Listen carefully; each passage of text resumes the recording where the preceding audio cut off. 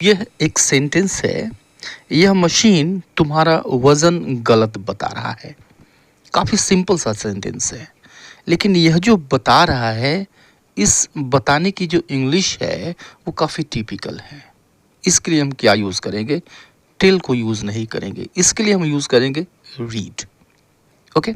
तो इस वीडियो में ऐसे ही कुछ एक्सप्रेशंस होने जा रहे हैं, कुछ ऐसे ही पैटर्न्स होने जा रहे हैं, कुछ ऐसे ही स्ट्रक्चर्स होने जा रहे हैं जो एवरीडे स्पोकन इंग्लिश में काफ़ी यूज़ किए जाते हैं। So the video is going to be very important for you.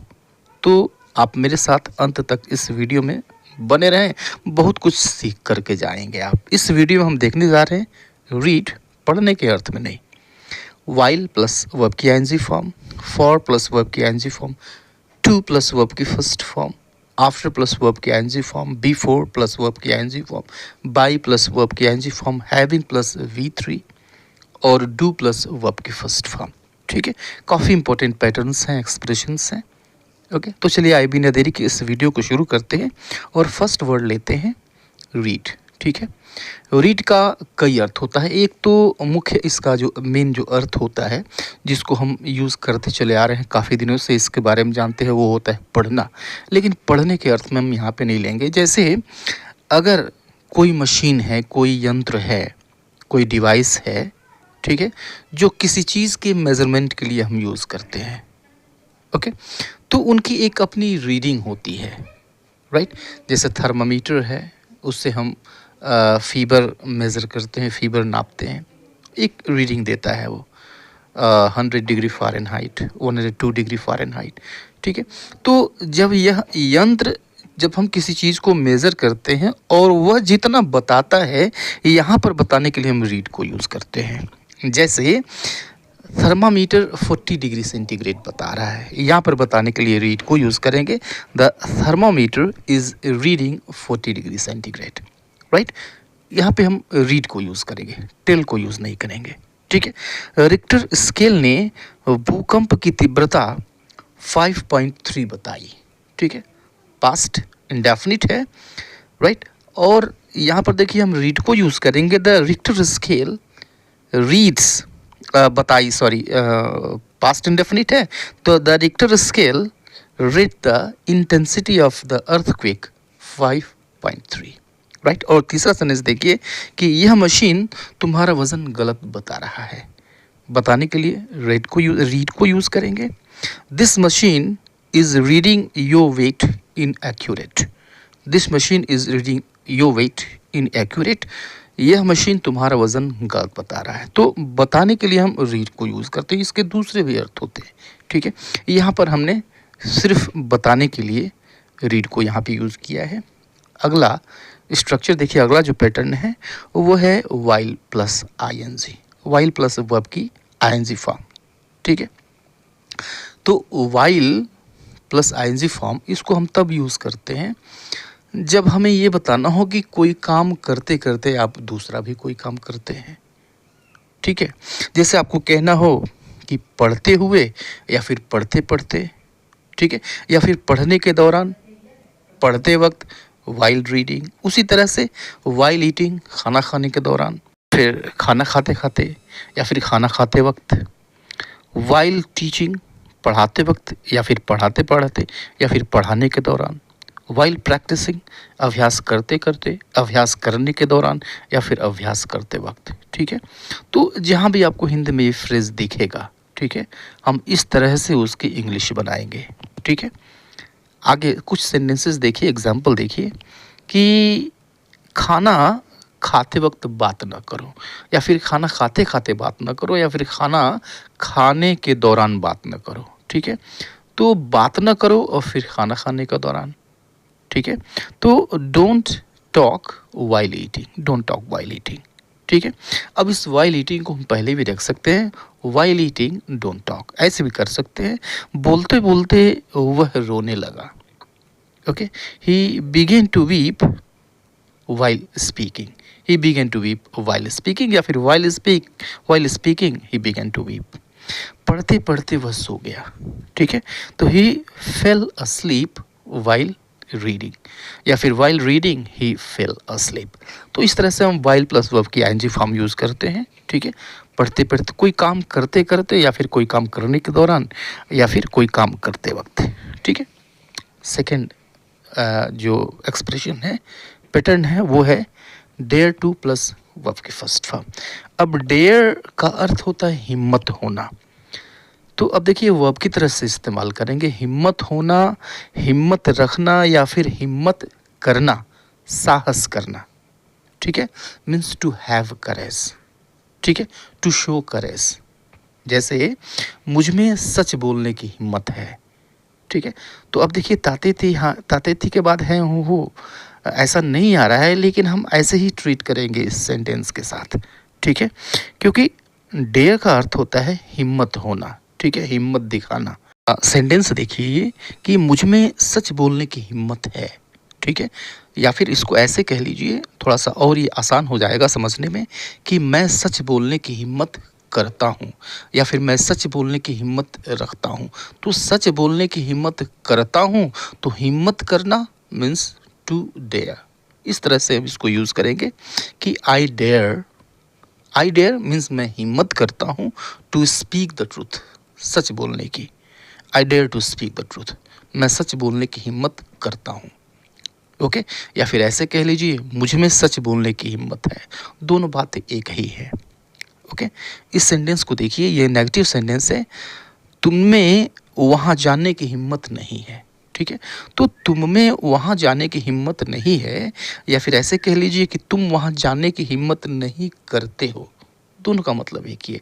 Negative sentence है तो यू यूज़ करेंगे सब्जेक्ट के लिए, और यू के साथ डोंट आएगा, चूँकि प्रेजेंट इंडेफिनिट है। तो you don't dare to go there, you don't dare means तुम हिम्मत नहीं दिखाते हो, तुम हिम्मत नहीं करते हो टू गो देयर, वहाँ जाने की। You don't dare to go there, तुम वहाँ जाने की हिम्मत नहीं करते हो, तुम में वहाँ जाने की हिम्मत नहीं है, उसमें मुझ में रोकने की हिम्मत नहीं है, या फिर वह मुझे रोकने की हिम्मत नहीं करता। He doesn't dare to stop me, he doesn't dare to stop me. किसी में उसके खिलाफ बोलने की हिम्मत नहीं है, किसी में उसके खिलाफ बोलने की हिम्मत नहीं है। या फिर ऐसे कह लीजिए कि कोई भी उसके खिलाफ बोलने की हिम्मत नहीं करता, means nobody dares to speak against him, nobody dares to speak against him, right. तो डेयर टू प्लस वर्ब की फर्स्ट फॉर्म।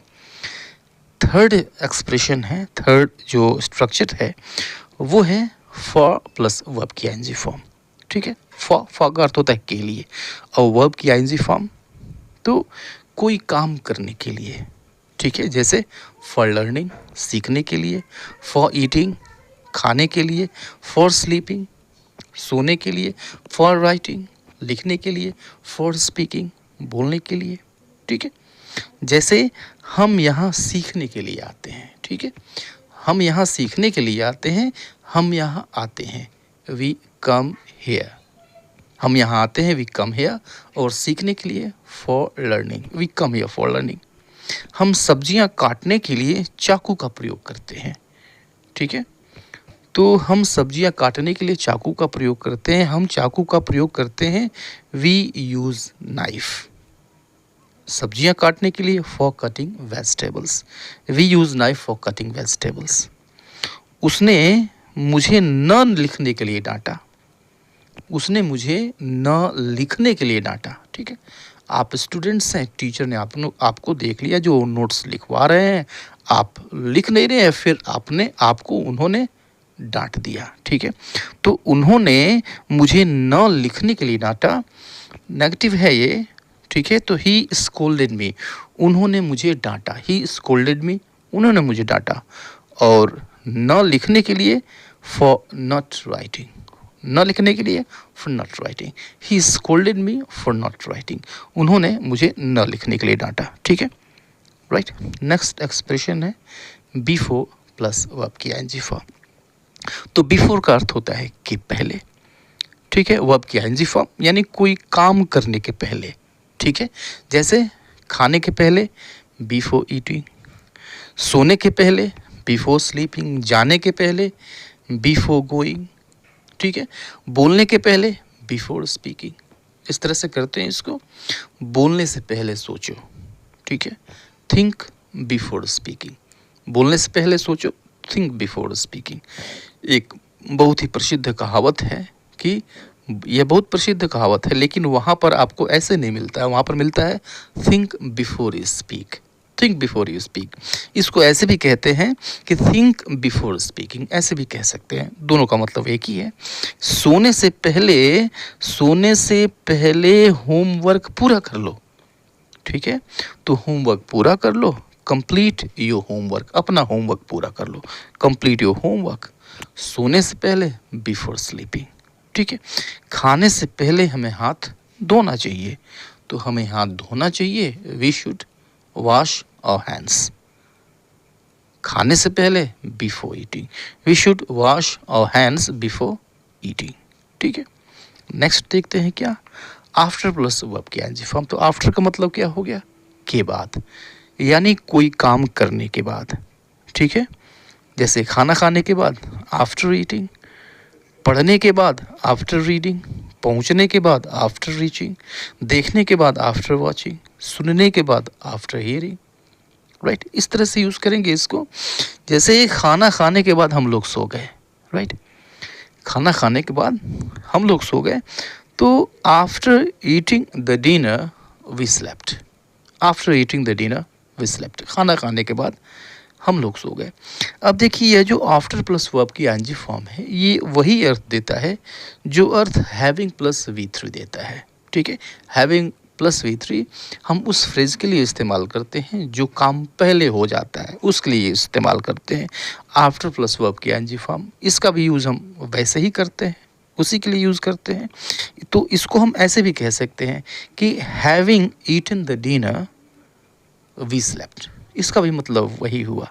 तो after eating the dinner we slept, या फिर after having eaten the dinner we slept, right. अगर आप चाहते हैं कि आफ्टर भी यूज़ कर लें हैविंग के पहले, तो आप यूज़ कर सकते हैं after having eaten the dinner we slept, ठीक है। दोनों में से कोई भी आप यूज़ कर सकते हैं। इसको देखें कि वहाँ पहुँचकर हमने टिकट ख़रीदा, वहाँ पहुँचकर हमने टिकट ख़रीदा, तो after reaching there we bought tickets. अब हैविंग का इस्तेमाल करके हम कह सकते हैं कि having reached there we bought tickets, ऐसे भी कह सकते हैं, दोनों का मतलब एक ही है। सेंटेंस को देखिए कि इनाम जीतने के बाद उसके खुशी की सीमा ना रही, ठीक है। तो सबसे पहले इनाम जीतने के बाद, तो इसको कहेंगे आफ्टर विनिंग द प्राइज, उसके खुशी की सीमा ना रही, his happiness knew no bound.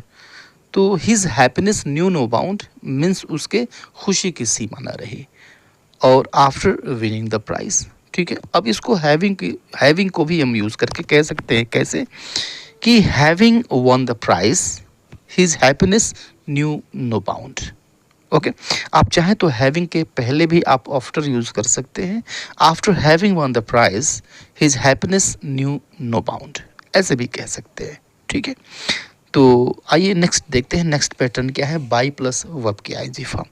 अगर हम हिंदी की बात करें तो हिंदी में भी कर आता है, इसमें भी कर आता है, ठीक है। जैसे सब्जियां बेचकर, ठीक है, फल खाकर, फल बेचकर, गाना गाकर, ट्यूशन पढ़ाकर, ठीक है।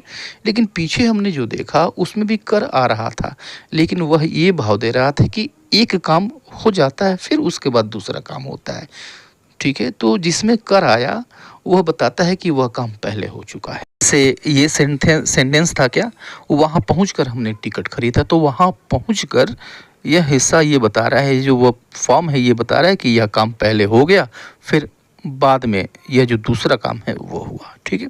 लेकिन यहाँ पे यह भाव नहीं है, यहाँ पर यह भाव है कि कोई काम करके कोई दूसरे उद्देश्य की प्राप्ति हो रही है। जैसे अगर हम ये कहें कि सब्जियां बेचकर वह पैसा कमाता है, ठीक है, तो एक काम करता है सब्जियां बेचने का, अब सब्जियां बेचकर किस उद्देश्य की पूर्ति करता है, पैसे कमाने का, ठीक है। तो कोई काम करके किसी उद्देश्य की पूर्ति होती है, या जो कर है यह ये बताता है। तो इस कंडीशन में हम बाई प्लस वर्ब की आईएनजी फॉर्म यूज़ करते हैं, आफ्टर को यूज़ नहीं करते हैं। बाई प्लस वर्ब की आईएनजी फॉर्म, जैसे सब्जियां बेचकर वह पैसा कमाता है, तो ही earns money by selling vegetables. He earns money by selling vegetables, ठीक है। या फिर ऐसे भी कह सकते हैं by selling vegetables he earns money, ऐसे भी कह सकते हैं। दूसरा सेंटेंस देखिए कि वह गाकर अपनी जीविका कमाती है, वह गाकर अपनी जीविका कमाती है, तो गाना यह उसका कर्म हो गया, ठीक है। उद्देश्य, किस उद्देश्य की पूर्ति करती है? जीविका कमाने का। तो she earns money, she earns her livelihood by singing.